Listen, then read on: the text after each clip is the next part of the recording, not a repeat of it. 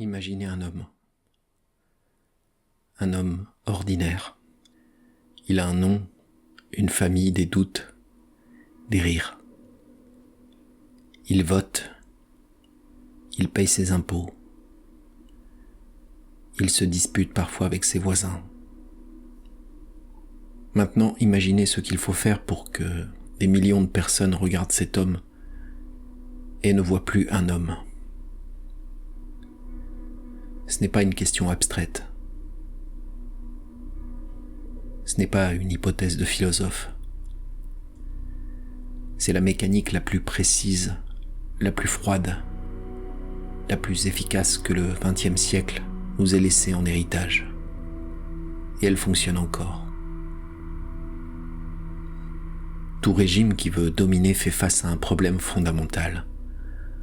Un problème qu'on n'enseigne pas dans les manuels d'histoire, mais qui se trouve au cœur de chaque dictature, de chaque purge, de chaque génocide.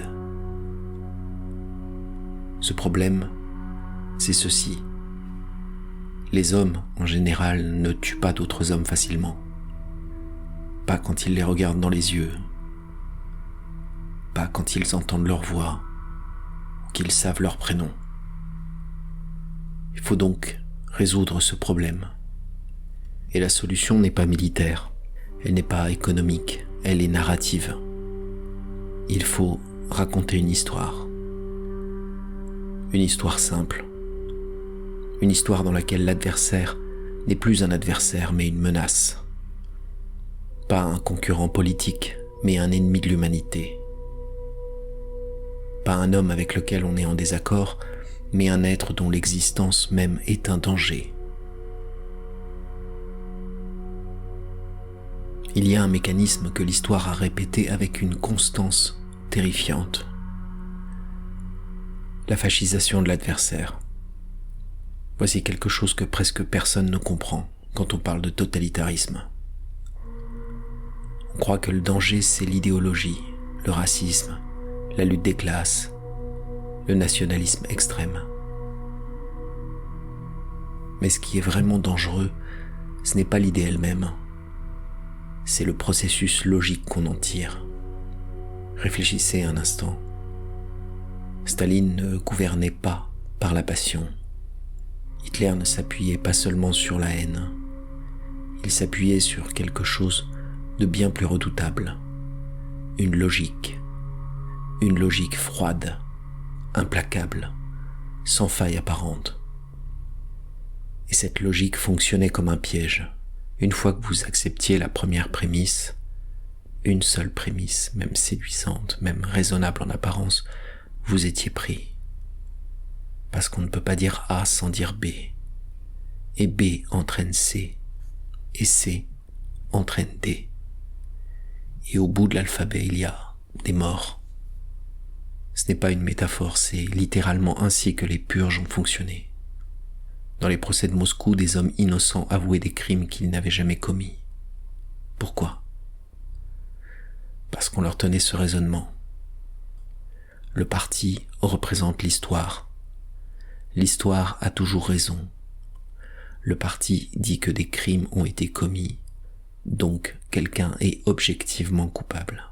Et ce quelqu'un, c'est peut-être vous. Si vous refusez d'avouer, vous vous opposez à l'histoire.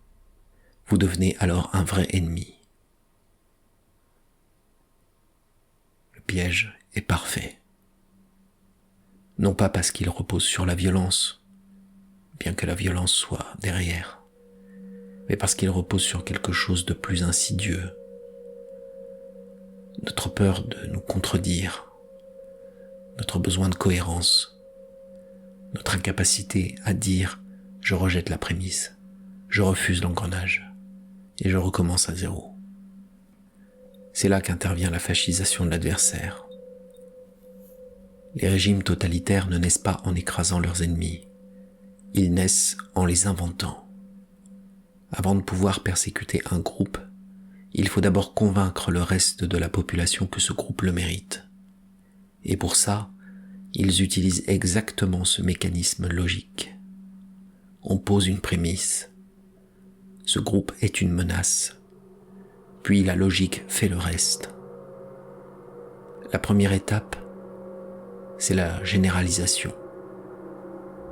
On ne parle plus de Pierre, de Sarah, on parle d'eux. Eux qui sont tous pareils, eux qui pensent tous la même chose, eux qui constituent une masse uniforme, indistincte et menaçante.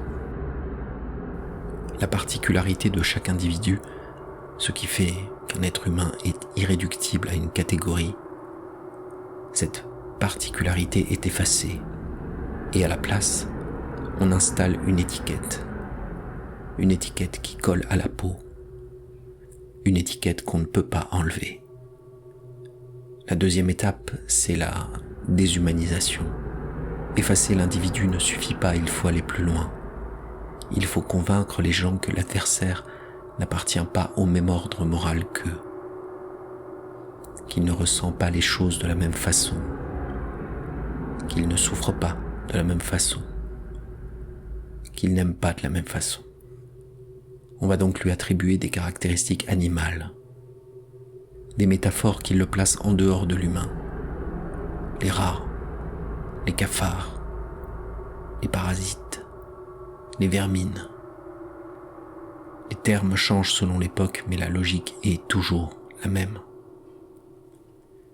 Et cette logique a une conséquence terrible. Quand les hommes ne voient plus des hommes en face d'eux, leur système moral s'effondre. Pas parce qu'ils sont mauvais, pas parce qu'ils sont fous, mais parce qu'on a méthodiquement déconnecté leur empathie de la réalité. Le sujet idéal du totalitarisme, ce n'est pas le fanatique convaincu, ce n'est pas le militant aveuglé par la haine, c'est quelqu'un de bien plus ordinaire. C'est la personne chez qui la distinction entre le vrai et le faux a tout simplement disparu, chez qui la frontière entre la réalité et la fiction ne veut plus rien dire. Pas quelqu'un de mauvais, quelqu'un de perdu. Pour comprendre comment on en arrive là, il faut comprendre deux forces qui agissent simultanément, deux mâchoires d'un étau. La première, la terreur. La terreur isole les hommes les uns des autres. Elle détruit les liens politiques, les solidarités, les amitiés. Elle rend chaque individu seul face au régime.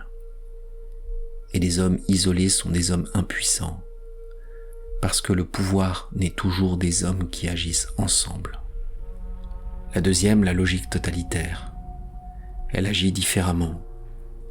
Elle ne vous isole pas des autres, elle vous isole de vous-même. Elle détruit votre rapport à la réalité. Elle remplace votre pensée par une déduction. Elle transforme votre esprit en machine à valider des prémices. Quand les deux agissent ensemble, il ne reste plus rien.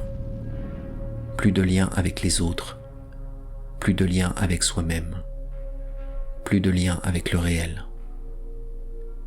C'est l'état que le totalitarisme recherche. Pas la conviction, pas l'enthousiasme. Juste le vide, un vide qu'il peut remplir à sa guise. Pourquoi des millions de gens laissent-ils faire ça? Pourquoi acceptent-ils la prémisse? Pourquoi entrent-ils dans l'engrenage? Parce qu'ils sont seuls. Pas seuls au sens physique du terme. Seuls au sens profond, existentiel. Il y a l'isolement. Je suis coupé du monde politique. Je ne peux pas agir, mais je reste en contact avec moi-même. C'est l'état du travailleur, de l'artisan, du créateur. Il y a le fait d'être seul. Je suis physiquement seul, mais je dialogue avec moi-même, je pense, je réfléchis, je me construis. C'est l'état du philosophe, du contemplatif. C'est fécond. Et puis, il y a la solitude. Cet état où je suis abandonné, non seulement par les autres, mais par moi-même, où je ne peux ni penser, ni agir, ni ressentir, où je n'appartiens plus à rien, ni au monde, ni à moi-même. C'est cet état-là que les masses modernes connaissent depuis la révolution industrielle. Déracinés, déplacés, coupés de leur tradition, de leur communauté, de leurs repères. Et c'est exactement à ces gens-là que le totalitarisme s'adresse.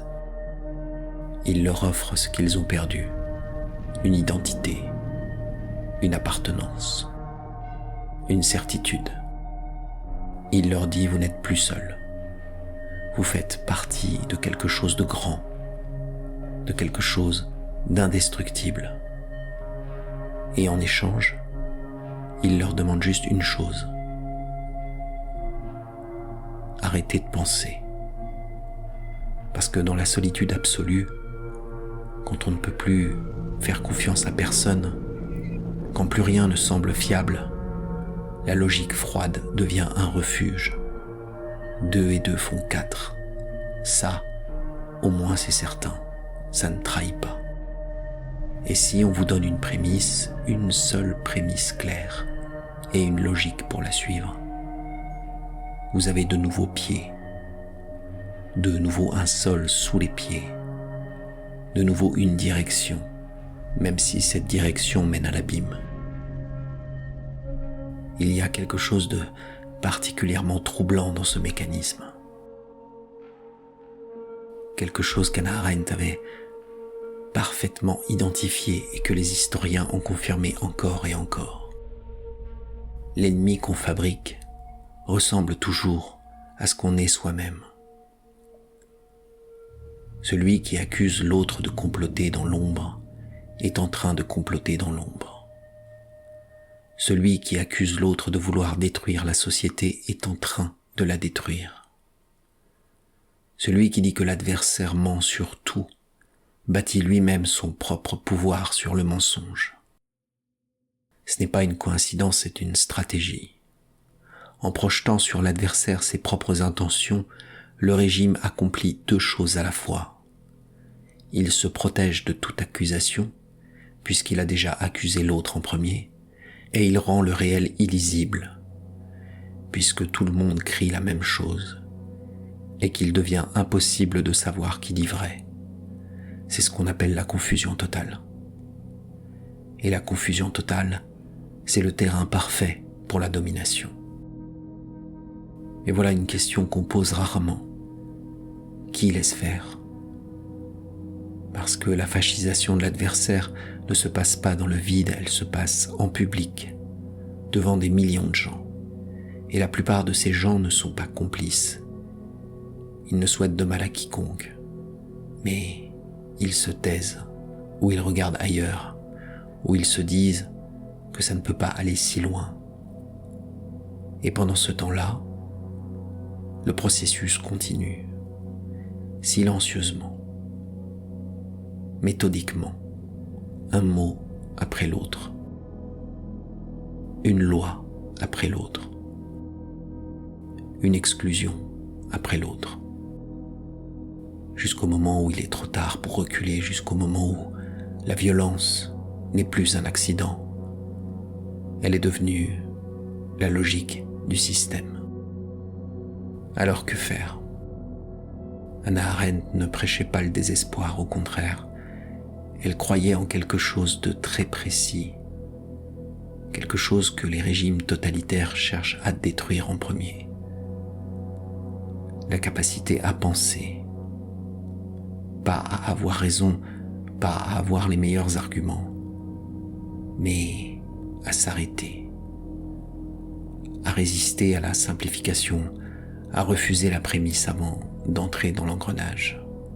La logique totalitaire n'a de prise que sur celui qui a déjà accepté le premier pas.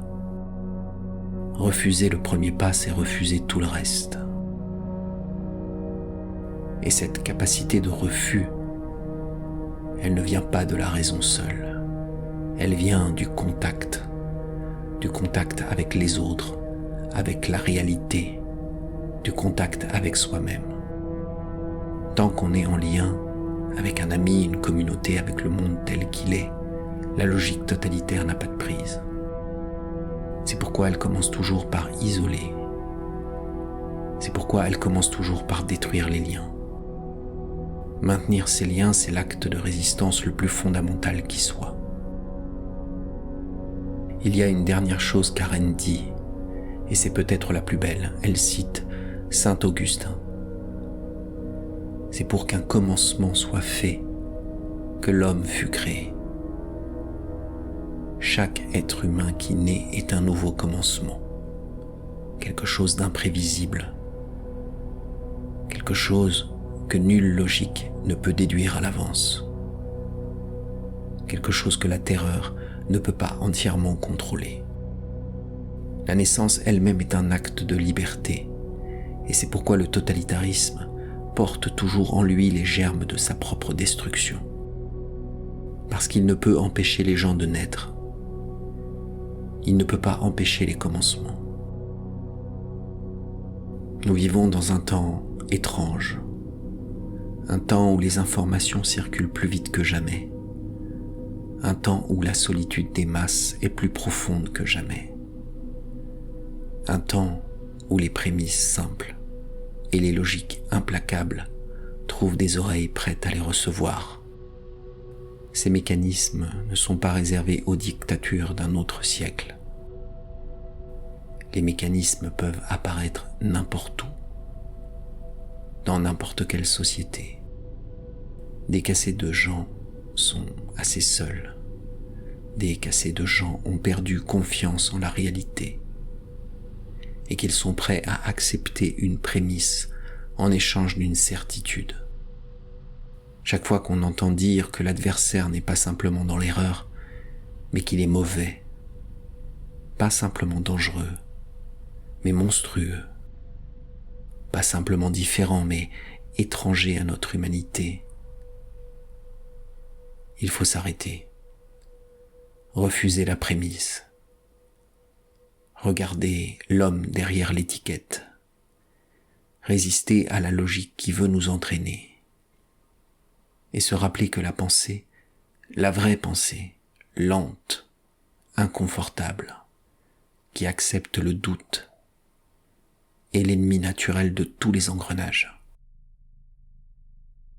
Cet homme imaginaire au début de l'histoire, cet homme ordinaire, avec son nom, sa famille, ses doutes, il existe encore, dans chaque camp, dans chaque adversaire qu'on nous demande de détester. La question n'est pas de savoir si on peut l'aimer. La question est de savoir si on est encore capable de le voir. Et tant que cette question reste possible, le commencement reste possible.